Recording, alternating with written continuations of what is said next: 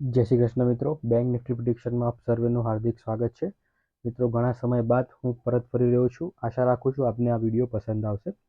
મિત્રો, બેંક નિફ્ટીનો આ ચાર્ટ તમે જોઈ રહ્યા છો એ વન ડેનો ચાર્ટ છે.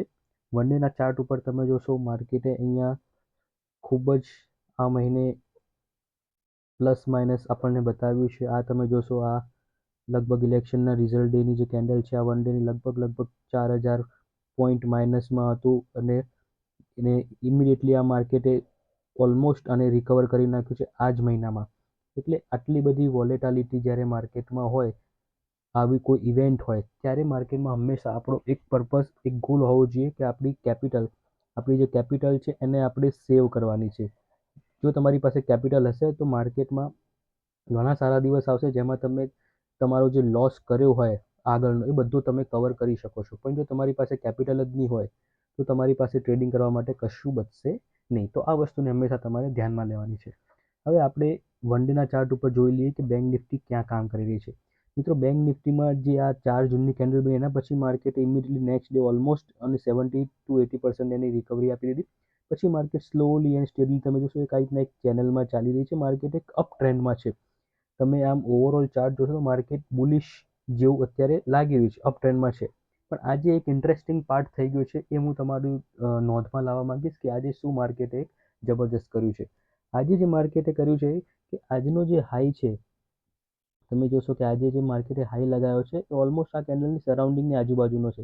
તો આ જે મોટી કેન્ડલ છે એ માર્કેટનો જે હાઈ છે 50,562. આ એક માર્કેટે બહુ ઇમ્પોર્ટન્ટ લેવલને અહીંયા આજે ટચ કર્યું છે. તો અહીંયાથી માર્કેટ જો બ્રેકઆઉટ આપશે તો આપણે ઇમિડિયેટલી અહીંયાની જે નેક્સ્ટ એનું જે રેઝિસ્ટન્સ આવે છે એ 50,900ની આજુબાજુનો આવે છે. તો ઇમિડિયેટલી આપણને 400 પોઈન્ટનો અહીંયા મોમેન્ટમ મળી શકે છે. પણ જો માર્કેટ અહીંયાથી એક રેઝિસ્ટન્સ ખાય છે તો માર્કેટ અહીંયા એક આટલે સુધી રિટેસ્ટ કરવા આ પોઈન્ટ સુધી, આ પોઈન્ટ જે આવે છે લગભગ 50,000 એક્ઝેક્ટ આપણે જોઈ લઈએ એક જ સેકન્ડ. આ પોઈન્ટ ક્યાં આવે છે? યસ, આનો લો, આ કેન્ડલનો લો ક્યાંક ને ક્યાંક આવે છે. યસ, 49,700ની આજુબાજુ. તો માર્કેટ 49,700 સુધી બી અહીંયા આવી શકે છે. આપણે માર્કેટમાં બેરિશ કે બુલિશ બિલકુલ થવા નથી, પણ આપણે આપણી જે તૈયારી છે એ રાખવાની છે કે માર્કેટ અહીંયા રિટેસ્ટ કરવા બી આવી શકે છે જો અહીંયાથી રેઝિસ્ટન્સ ખાય છે. અથવા તો અહીંયાથી બી માર્કેટ સપોર્ટ લઈને જઈ શકે છે. અહીંયા આવી રીતના રેઝિસ્ટન્સ લઈને અહીંયાથી બી સપોર્ટ લઈને જઈ શકે છે, અથવા તો અહીંયા સુધી બી માર્કેટ આવી જાય છે. અને આ જ રીતના અહીંયા એક માર્કેટ એક અહીંયા ઝોન બનાવીને અહીંયા ટ્રાવેલ આવનારા મહિનામાં કે આવનારા દિવસોમાં કરી શકે છે. તો આ રીતનું એક લોંગ ટર્મ એનાલિસિસ બેંક નિફ્ટીમાં દેખાઈ રહ્યું છે. તો આવતીકાલ માટે આપણે બેંક નિફ્ટીમાં કેવી રીતે ટ્રેડ કરીશું તો આપણે પહેલાં એ સમજી લઈએ. હવે એક આપણે લોંગ ટર્મ વ્યૂ આપણને માર્કેટમાં ખબર પડી ગયો છે. અહીંયા જે વન ડેના ચાર્ટ ઉપર તમને બતાવવાનો પર્પઝ છે એ જ છે કે જ્યાં સુધી એક વન ડેની કેન્ડલ આ જે કેન્ડલના હાઈની ઉપર ક્લોઝિંગ ના આપે ત્યાં સુધી આપણે એક લોંગ ટર્મ બુલિશ વ્યૂ આપણે નહીં માર્કેટમાં જોઈ શકીએ, મોમેન્ટમ નહીં જોઈ શકીએ. માર્કેટ બની શકે કે અહીંયા ને અહીંયા જ ટ્રાવેલ કરી રાખે અને અહીંયા માર્કેટ થોડાક દિવસો સુધી અહીંયા ટ્રાવેલ કરી રાખે અને પછી આઈધર અપ સાઈડ અથવા તો ડાઉન સાઈડ થોડુંક અહીંયા રિટેસ્ટ કરવા આવી શકે છે, અથવા તો અહીંયા ટાઈમ પસાર કરીને ઉપરની સાઈડ બ્રેકઆઉટ આપી શકે છે. તો આ એક વન ડેની ચેનલ ઉપરથી આપણને એક આઈડિયા આવી રહ્યો છે વન ડેના ચાર્ટ ઉપરથી. હવે 5 મિનિટના ચાર્ટ ઉપર જઈને આપણે કાલની સ્ટ્રેટેજી સમજી લઈએ. તો કાલના માટેની આપણી સ્ટ્રેટેજી એકદમ સિમ્પલ રાખીશું. જો માર્કેટ ફ્લેટ ઓપન થાય છે, ફ્લેટ એટલે કે અહીંયા આપણે એક 2 લેવલ ડ્રો કરીને રાખીશું. તમે કાલના માટેના 2 ઇમ્પોર્ટન્ટ લેવલ ડ્રો કરીને રાખજો. એક આ લેવલ છે, આ સ્વિંગ છે, આ જે સ્વિંગ છે એક આ લેવલ, અને સેકન્ડ તમે એક લેવલ ડ્રો કરીને રાખજો કે એ આ લેવલ.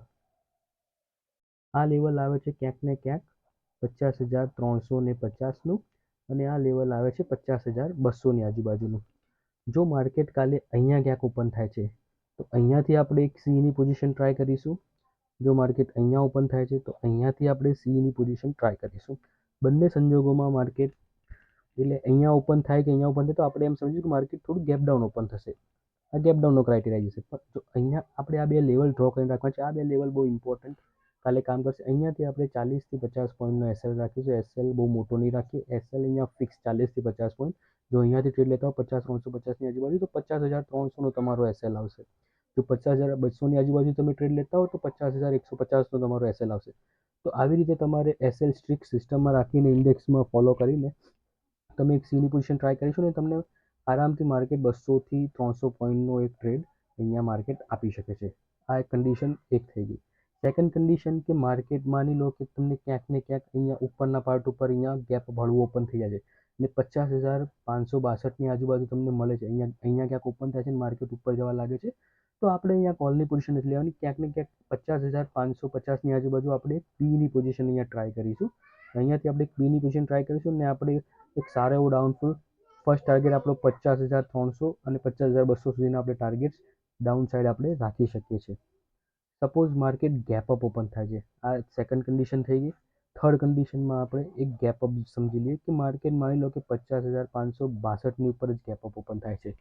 તો આપણે એક માર્કેટમાં રિટ્રેસમેન્ટની રાહ જોઈશું. રિટ્રેસમેન્ટ આવી રીતે કે જો માર્કેટ આ રીતના ગેપ અપ ઓપન થાય અને માર્કેટ પહેલી 10-15 મિનિટમાં નીચે આવે અને ક્યાંક ને ક્યાંક 50,500ની આજુબાજુ આપણને મળે, 500-550ની આજુબાજુ જો માર્કેટ આપણને મળે તો અહીંયાથી આપણે એક સીની પોઝિશન આવી રીતે ટ્રાય કરીશું અને આપણે લાંબા ટાર્ગેટ ક્યાંક ને ક્યાંક 50,900 સુધીના ટાર્ગેટ્સ બી આપણે કાલે જોઈ શકીએ છીએ.